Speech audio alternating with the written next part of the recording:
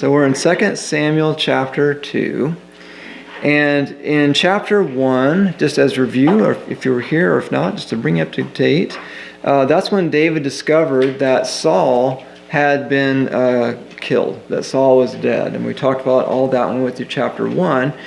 And so, Saul was king of Israel. David had been anointed the new king of Israel. And so now, logically, we assume David's just going to go in there and claim the throne of Israel. And that's, going to be how it's all going to end. That'd be a nice, ending to your Hollywood movie, that he just goes in, there's a huge procession, everyone's cheering, they didn't have balloons, but something's going up in the air, and they're all excited, and that's what we would expect to happen. But, unfortunately, we know that reality, especially when it comes to, government and all that, is not so simple. And so it wasn't that simple in David's time either. He's going to begin his ascent to the throne of Israel today. But it's just the beginning. It's not going to complete the process, as it were. And so the first question David would have, as he's supposed to become this king now of his nation, is how should he do this? And so David wisely does, we're going to see first, what all of us should do in our decisions too, and that is he seeks the Lord. So let's read from 2 Samuel chapter 2, verse 1. It says, Then it came about afterwards that David inquired of the Lord, saying, Shall I go up to one of the cities of Judah? And the Lord said to him, Go up. So David said, Where shall I go up? And he said, To Hebron. So David went up there, and his two wives also, Ahinoam the Jezreelitess, and Abigail the widow of Nabal the Carmelite. And David brought up his men who were with him, each with his household. And they lived in the cities of Hebron. Then the men of Judah came, and there anointed David king over the house of Judah. And they told David, saying, It was the men of Jabesh Gilead who buried Saul. And so the Lord, in response to David seeking him and asking him, Should I go up to Judah? The Lord says, Yes, it's time to go back to Judah. Remember, he's been living in the land of the Philistines there, actually kind of on a border town now in Ziklag, but now it's time to go back into Judah and be there with his people. And further, he should go to Hebron specifically. And Hebron is a significant city at that time, and still is today, I would say, in terms of when you think about everything that took place there. You recall that at this time, Jerusalem is not actually a city controlled by Israel. And so, because we would think, you're going to be a king of Israel, you go to Jerusalem. Of course, that's the capital. But it wasn't at that time. It was actually controlled by the Jebusites. The Israelites did not have control of Jerusalem, even though it's kind of like in the middle of Israel. And so Hebron is where David goes. And Hebron has had many names in the Bible. It's one place it's called Kirjath Arba. Another place is called Mamre. These are other just synonyms for this city of Hebron. And it's a place near the cave where Abraham and Sarah were buried. It's about 20 miles south of Jerusalem. And today, unfortunately, there's a mosque right on top of where Abraham and Sarah are supposed to be buried there, and are buried there, or were buried there in Israel. And so God then just sends him then to this place, sends him to Hebron. Go to Hebron, live in Hebron, and just watch what happens. And what happens there is what David would have hoped would have happened, is that the clan of Judah anoints him as their king there in Hebron. And remember from our from our study of 1 Samuel 30, that previously when David had brought in all of this spoil from the defeat of this Amalekite band that had taken away his family, and he recovered his family and all of that. Well, he also got all this additional bounty from them because they've been raiding in Judah and other places. Well, then he gives all these gifts to the cities in Judah, to different people in Judah. And it seems, I said at that time, that he was both sharing in God's bounty there by doing that, because he had this great increase. He wanted to share it with God's people, which is an awesome thing to do. But he also was making a kind of a political move there by, sending gifts ahead of him into the land. It's like, hey, I've just enriched you. just in case that influenced your decision about who's going to be your leader, sort of greasing the skids a little bit, as it were, to his ascent. Well, now he's seen that benefit that, we could have predicted with an easy transition into power over Judah. I mean, there's like, oh yeah, this is David. We want him to be king. And remember that David is of Judah to begin with. So it's not like he was a foreigner, an outsider. He's one of their own. And he had done this. And so they recognize him as their king. And because I'm saying all that, I don't mean to take away from the work of God's Spirit in all of this and making David king. And that's not my intention at all. But, God certainly knows the hearts of men and of people. And so no doubt David led David in all these things, that he knew this was going to help David, achieve the goal that God had of him becoming king there. But unfortunately, David's popularity, we're going to see, does not extend past the borders of Judah at this point. Let's read from 2 Samuel 2, verse 5. It says, David sent messengers to the men of Jabesh Gilead and said to them, May you be blessed of the Lord, because you have shown this kindness to Saul your Lord, and have buried him. Now may the Lord show loving kindness and truth to you, and I also will show this goodness to you, because you have done this thing. Now therefore let your hands be strong and be valiant, for Saul your Lord is dead, and also the house of Judah has anointed me king over them. But Abner, the son of Ner, commander of Saul's army, had taken Ishbosheth, the son of Saul, and brought him over to Mahanaim. He made him king over Gilead, over the Asherites, over Jezreel, over Ephraim, and over Benjamin, even over all Israel. Ishbosheth, Saul's son, was 40 years old when he became king over Israel, and he was king for 2 years. The house of Judah, however, followed David. The time that David was king in Hebron over the house of Judah was 7 years and 6 months. And so David is, popular there in Judah, but you can see that elsewhere in Israel, well, there's already another king. Now, Jabesh Gilead, it mentions there, Jabesh Gilead was loyal to Saul, fiercely loyal. Remember his first military victory way back when was delivering Jabesh Gilead. We studied that in 1 Samuel when they had been taken over by this other nation. Remember also then from 1 Samuel 31 that the men of Jabesh Gilead took a really risky venture, and they went and recovered the bodies of Saul and Jonathan from within Philistine territory. It was very dangerous to get there, then to retrieve those bodies that were hanging publicly for everyone to see, and then take them all the way back to Israel to bury them. So they did that at great risk to themselves, and it showed just this fierce loyalty they had towards Saul. And David commends that here. David is commending that loyalty that they had to Saul. And in fact, it's something, really, when you think about it, this sounds like something David himself would have done. If he would have known about Saul's death earlier than he did, he might have tried to do this, to go and get him. It sounds exactly like something like David and his brave men would have done. And so in verse 6 there, David is really extending an olive branch to the people of Jabesh Gilead. And he's encouraging them in verse 7, to come into his kingdom, to follow him. Judah's made me king, by the way. I think you guys are awesome, and I'm king over here, so maybe, put 2 and 2 together there. But as I already said, and as we already read, there's already another king of Israel. In our verses here, it lists several territories of this other king, this Ishbosheth, but then it basically concludes, over all Israel, basically, is now under Ishbosheth, everyone but Judah, that is. And this man Abner, who made him king there, remember, was Saul's military commander, like his general, but also he was his cousin, and this was a cousin of Saul's. And Abner, in this battle that had taken Saul and Jonathan, well, he had survived it. He was doing well. And so he then takes this action to establish a new king. And to his credit, he doesn't try to take the throne. how many times you see that in history or in a movie or something like that, that, you know, the leader of the land dies, and then the general says, oh, now I'm king. You know, who's going to stand against me? I've got the military that all follows me.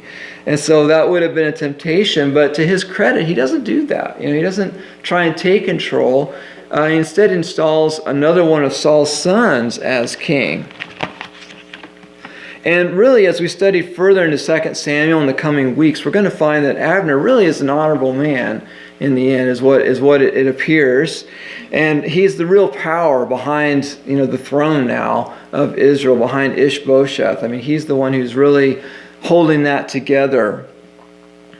But clearly, Abner, for all his positive traits, was not understanding what God's will was at this time. You know, God had already anointed David as king, but Abner doesn't get that, doesn't know that. We're not sure why he does this, but he doesn't recognize that David is king. And so he makes the new king Ishbosheth. And we've not previously met this son of Saul. We've met 3 others, but we've not met this one. And commentators believe he hasn't been mentioned until now because he was born after Saul became king. And that's why he wasn't mentioned earlier in Saul's lineage. He was therefore the youngest, and the scriptures paint him as the most worthless of Saul's sons also, because his name, Ishbosheth, means man of shame. What a great name for your king, right? Man of shame. You know, this is our leader. And that was actually the second name that he was given in the Bible. In 1 Chronicles 8, verse 33 is one place. In 1 Chronicles 8:33, it lists his name as Esh-Baal. And you recognize the name Baal if you've studied the Bible much in the Old Testament, because that's the pagan god Baal. And that name, Esh-Baal, means fire of Baal. I mean, wow, what a great name. You know, either you're named after a pagan god or you're, you know, man of shame. You know, either one is really a great name. Now, the second one at least got rid of this pagan deity, you know, from your name. But it doesn't inspire a lot of confidence in the man when his name is shameful. And other than this, we don't know much about him. Other than that, his reign will be short. We read it'll be 2 years. But honestly, as we look at the scriptures, we don't see anything to paint the contrary to what his name meant. You know, that his name was this shameful man. And people's names did often, you know, were used to attribute or to describe attributes of that person. And so it seems like, yes, indeed, he was a shameful person. His reign ends, we'll see in a few weeks or maybe next week, by an assassination. His own men assassinate him. So obviously he didn't have a strong following even amongst his own people as king. So everything seems to point to, yes, he was a man of shame. But he's made king there in a city we've not studied before in 1st or 2nd Samuel, and that's Mahanaim. The exact location of this city is not known today. But certainly it was to the north. Everyone agrees it was to the north in Israel. And David's capital, remember, was in Hebron, which is to the south in Israel. So they're a safe distance away from each other. And they're not next door neighbors, you know. It's not like, you know, Taylor and Hutto or something. They're quite a distance apart, these two. And in fact, in the future, when Absalom, you remember in the future that David's family becomes a problem for him when he's older, and Absalom, his son, actually takes over the throne for a time being. Well, David escapes to Mahanaim, is where he escapes to sort of regroup and get his military together, and then he goes back and regains the throne from his son. And there's a little bit of foreshadowing here the writer of 2 Samuel is giving us, because it tells us that David's capital in verse 11 there, I think it was, will be for 7 years in Hebron. We'll see in chapter 2 or in chapter 5 of 2 Samuel that David actually then, that's when he takes over Jerusalem. He conquers the Jebusites that are inhabiting Jerusalem and moves his capital to Jerusalem then.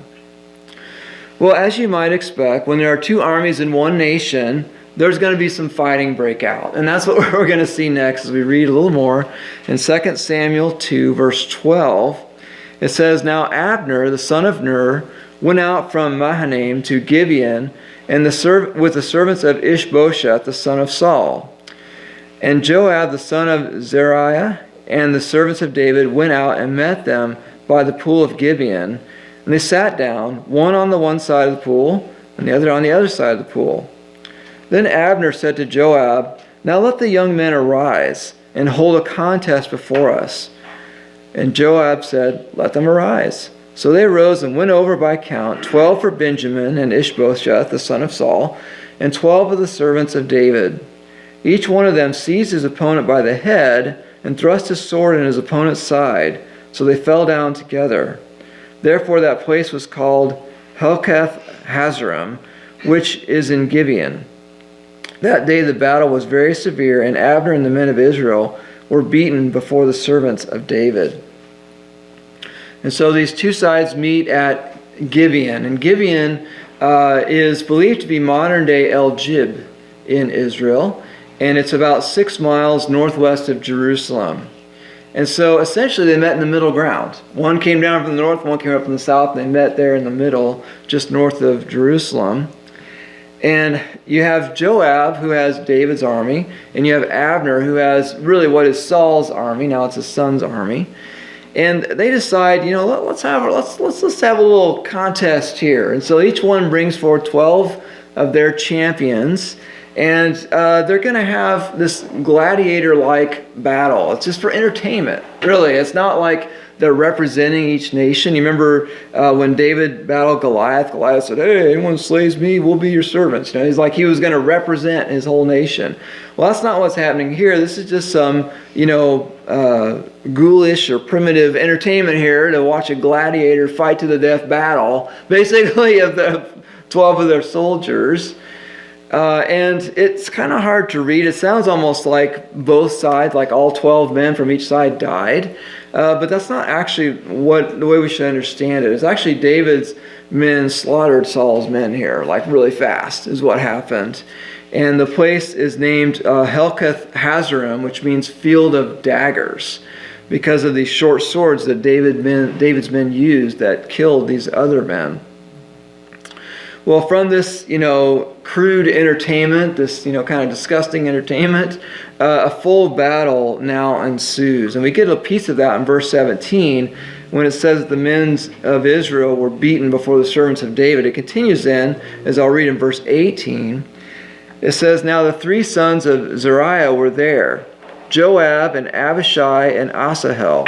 And Asahel was as swift-footed as one of the gazelles which is in the field. Asahel pursued Abner and did not turn to the right or to the left from following Abner. Then Abner looked behind him and said, 'Is that you, Asahel?' And he answered, 'It is I.' So Abner said to him, 'Turn to your right or to your left and take hold of one of the young men for yourself, and take for yourself his spoil.' But Asahel was not willing to turn aside from following him. Abner repeated again to Asahel, 'Turn aside from following me. Why should I strike you to the ground?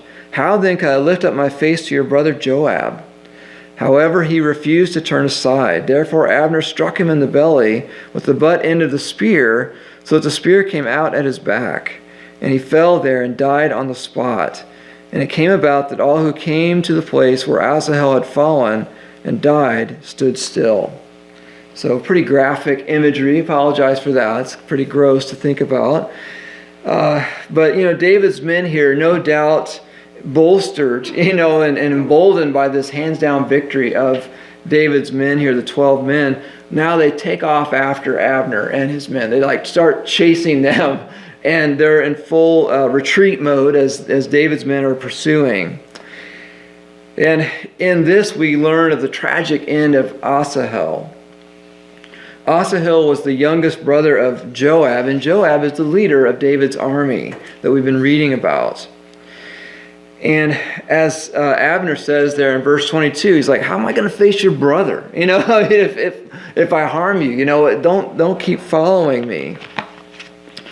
But Asahel was faster than Abner, and so he keeps pursuing him. But he was no match for Abner in a fight. And Abner knew that. Abner's like, if you follow me, this is not going to be good. You need to go fight someone else. And so even though Abner sought to avoid it, Abner ends up killing Asahel because Asahel will not stop pursuing him. He kills him with the butt end of the spear. And this was opposite of the pointy end, if you will. I think we all can grasp that. But even though it was, we think of more of a blunt end, it actually was still sharp. They made them somewhat sharp. They didn't come to a point, but they were still sharp so that they could stick in the ground and it would stay there. So it had some sharpness to it. And with that, then he, kills Asahel. And then there's sort of this foreboding scene there in verse 23, as like from a movie, as everyone who comes upon Asahel's dead body, they just stop and they're silent there. I mean, they're just like in shock that Asahel was killed here. And it really shows the reverence that people had for him as Joab's brother. Like, oh man, this is really bad. No, this guy should not have died here. And it kind of hints to us that this ain't over either. In the future, there's going to be more to come about this in the future as we study further in 2 Samuel. Especially once Joab finds out what happened to his brother and who did it. Well, finally, we see then that the battle is going to come to an end in verse 24, 2 Samuel 2:24. It says, "But Joab and Abishai pursued Abner. And when the sun was going down, they came to the hill of Ammah, which is in front of Giah by the way of the wilderness of Gibeon. The sons of Benjamin gathered together behind Abner and became one band, and they stood on the top of a certain hill. Then Abner called to Joab and said, 'Shall the sword devour forever? Do you not know that it will be bitter in the end? How long will you refrain from telling the people to turn back from following their brothers?' Joab said, 'As God lives, if you had not spoken, surely then the people would have gone away in the morning, each from following his brother.'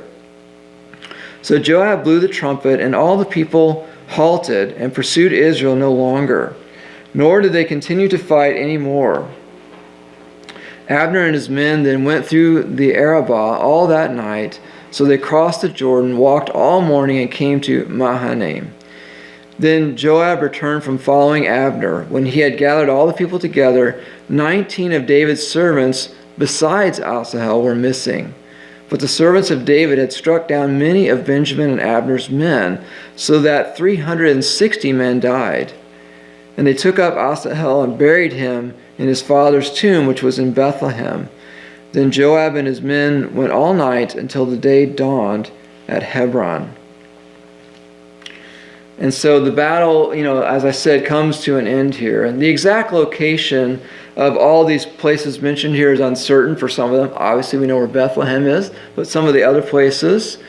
But what is clear is that, or around this hill, Ammah, Abner's forces kind of regroup there. They all come behind Abner there. And they seem to have found a defensible position is what's happened, and one from which they have some strength. They can at least fight back a little better than they were when they were on the run. And from that position, Abner suggests, let's end this bloodshed. We're killing each other. We're all of Israel. We need to stop fighting each other. And Joab's army, really, if they continue to fight now, they're probably going to endure more casualties since Abner is now in a better position there. They can probably fight much more effectively. Joab says that, if he hadn't said anything, we were going to pursue you guys all through the night. We were going to keep going. But he listens to him and stops the fighting. Both sides then make these long journeys home. It took them, overnight to get home and so forth. Abner and his men back to the north in Mahanaim, and Joab and David's men to the south to Hebron. Well, what should we take away from all this? This has been a kind of a crazy chapter with a lot of fighting and things. What should we take away from all this? Well, what I see as I go through this chapter is I see that there are 3 different voices that the people in this chapter are following. And there are 3 voices that we can follow today.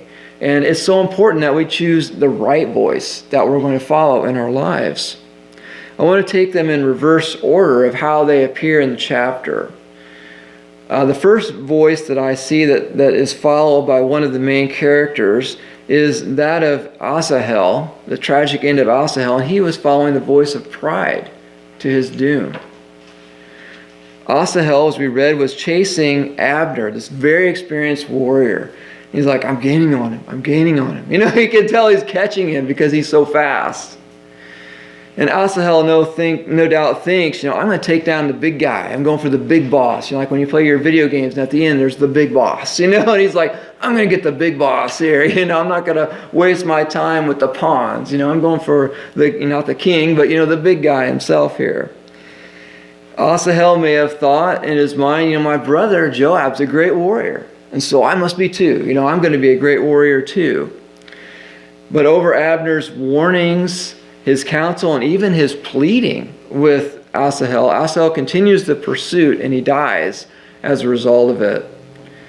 And so I would like to suggest to you that Asahel was not guided by God in what he was doing. He was not guided by his experience as a warrior in what he was doing, or wisdom, but simply by his pride. In his pride, he thought he could take this guy down. And because of his pride, he fell that day.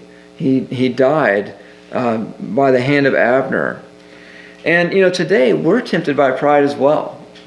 Pride is one of those voices that calls out to all of us, at different times, sometimes unexpectedly, in unexpected times. And, the world around us celebrates this and reveres proud people, in this life. And the world looks on those who are humble and thinks, well, this person's weak, because they're humble. And so if we're not careful, we can get caught up in that mentality too and think that, being proud is where it's at. That's how I need to be. Just like Adam and Eve, they thought they could be like God. They believed the lie of Satan, that they could be like God. And it was pride that tempted them there. And so sometimes we too can picture ourselves greater than we are when we're fed by our pride. But Proverb 16:18 tells us that pride goes before destruction and a haughty spirit before stumbling. That was Proverbs 16:18. And so as we go through life, we don't want to be proud. We don't want to be led by our pride. We want to be humble people. And I think a great definition of humility is not thinking less of ourselves, but just thinking of ourselves less.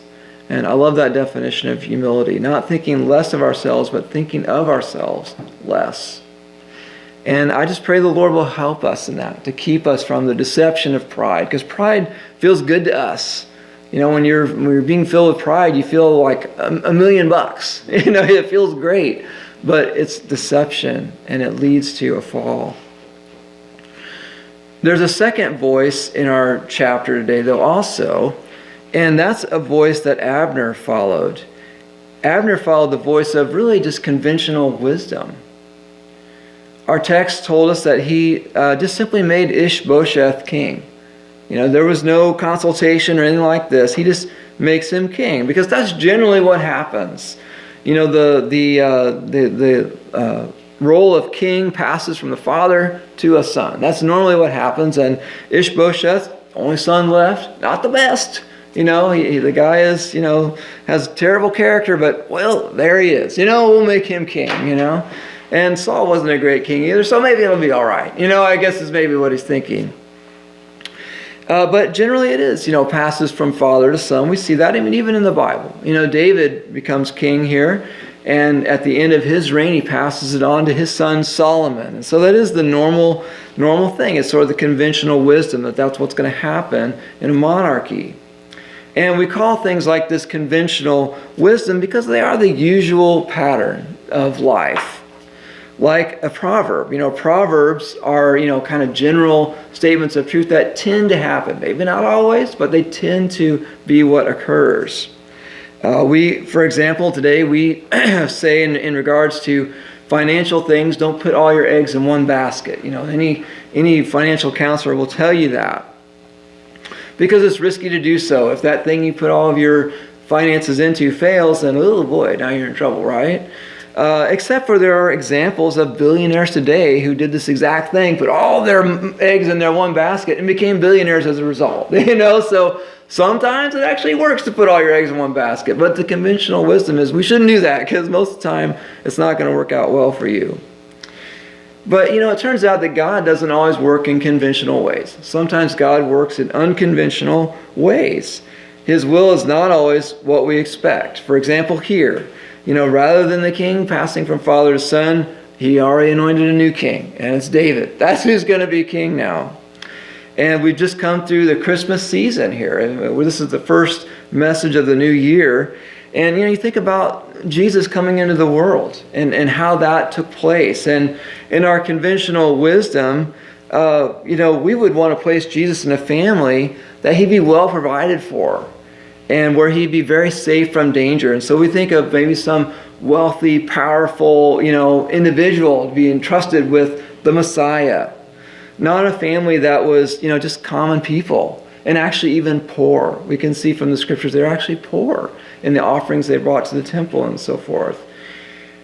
Joseph didn't have the resources to give Jesus just a life of ease and the best education and where the chances of illness or physical harm would be completely minimized. He didn't have all those things.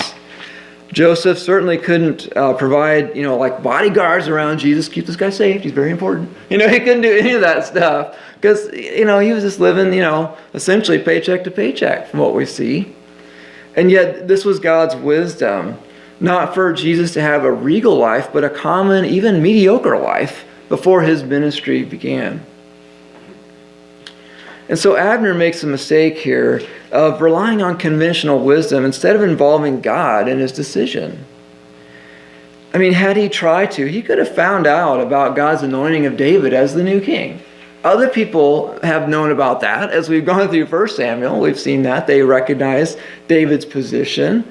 But Abner doesn't seem to even try and find this out. You would think he would have already known, actually. That's why they've been hunting David all this time. He should have known. This is why. That's why Saul's so threatened by him. But if he didn't know for some reason, he could have also inquired of God himself for an answer. To seek the Lord. Like, what should we do here? Our king is dead. Well, we don't see any indication of that. He just goes off and on his own makes Ishbosheth king. I think, honestly, this is the most often repeated mistake that we as believers make today. And that is that we don't ask God for direction. Now, we'll seek God when we kind of get to the end of our rope, when everything's like falling down underneath us and it's like, whoa, what just happened? Now we'll finally seek out the Lord. But it's in those times when we feel like we got this. Those are the problems that we don't seek him out, that we need to seek him out as well.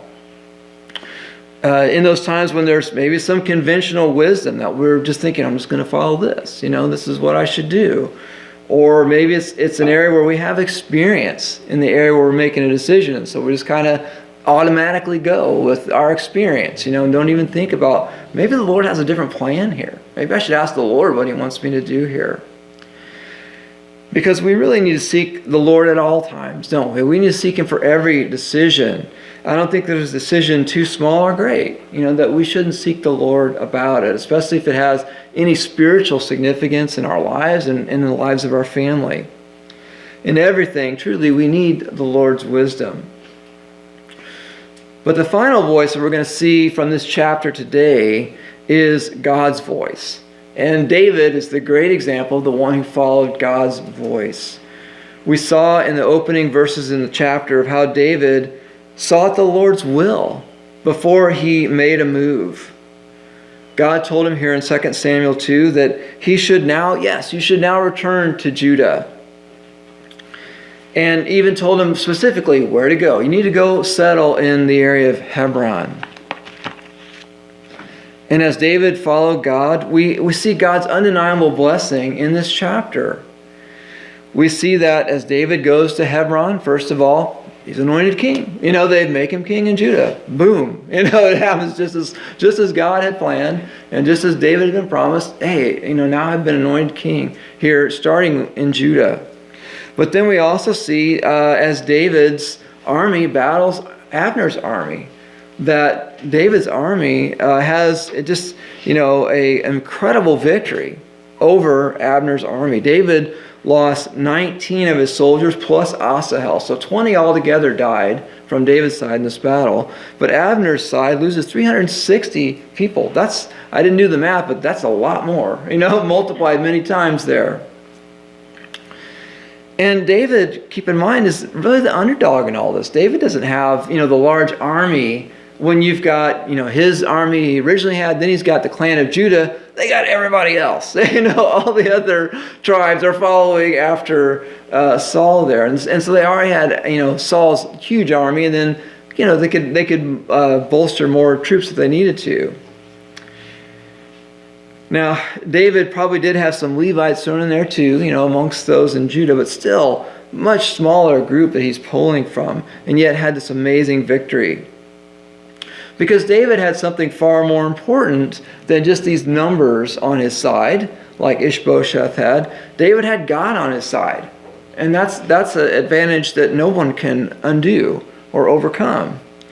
David was walking in God's revealed will. And that's why I can say God was on his side, because he was following what God told him to do. And that is really the key to a successful life. It was then and it is for us today. Walking where God has shown us to walk. Now, that doesn't guarantee we're going to have material success in this life. Not every believer is going to be wealthy and have, all their bills paid always, and everything's always going to be perfect. That's not always the case. We know that that's not, the Bible doesn't make those sort of promises, but God does guarantee that we'll have a fruitful life in Him. And actually, that's what's most important. That's the greatest success of all, for us to have a fruitful life in the Lord and to have fruit from our walk in the Lord, in our lives and the lives of other people. And that's, I think, what all of us really want. And so we want to follow that voice. We want to follow the voice of God, not the other two voices we saw and any other voices you might think of. We want to follow the voice of the Lord. Let's close in with a word of prayer. God, we are so thankful that we can follow your voice, that you reach out to us, that you speak to us. If we make ourselves available to you, if we'll listen to you from the pages of your word and in our prayers, you will speak to us and you will guide us. And we just thank you for that. We're not worthy of that, to be ministered to be led by God himself. But we thank you so much that you give us this in your grace. And we pray that you would guide us this week. Help us in every decision to follow you and to honor you. In Jesus' name, amen.